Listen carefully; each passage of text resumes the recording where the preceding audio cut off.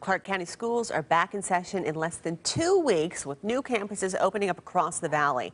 But in Laughlin, the same frustration remains. The community has wanted a new elementary school for years, and nothing has changed. So Laughlin tried to make its own changes on its own. John Langler explains how that went. So this is our area. The kids can come out from their classrooms and sit in the dirt. Cheryl Crow's sarcasm disguises the truth. When Laughlin's 4th and 5th graders have recess, this is usually where they play. There isn't much. When I was 9 or 10, I didn't particularly enjoy just sitting in the dirt.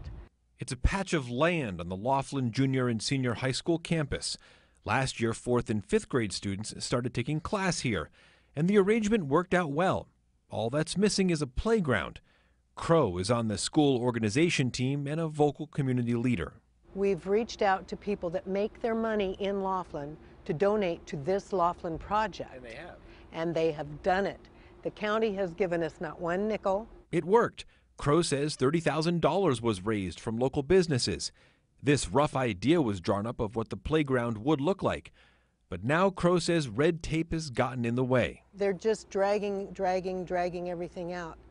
It's a frustrating delay from a district Crow says doesn't give Laughlin much. With all the schools being built in the valley, and because we don't have the huge numbers they have, our kids aren't as important.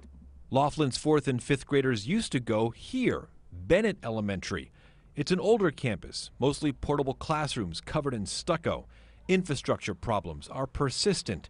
The lack of a replacement from CCSD forced Principal Dawn Estes to move the students to the high school campus last year. I do feel that somewhere along the line, Laughlin was forgotten. I just feel that my students deserve the same facility that any student in Clark County deserves.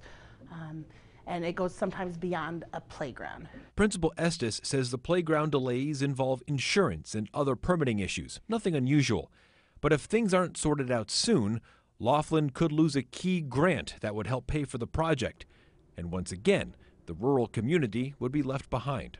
They don't need to sit in the dirt in a Clark County school because there's nothing for them to do. John Langler, 8 News Now. And there will be roughly 500 students at Laughlin High School next year. It could be 6 more months before playground construction can begin. And by the